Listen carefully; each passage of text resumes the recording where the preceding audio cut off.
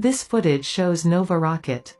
It was a series of proposed rocket designs, from 1959 to 1962. NASA's first proposed missions, to allow a direct ascent manned missions to the Moon, and support manned Mars missions, similar to the Saturn V Apollo missions.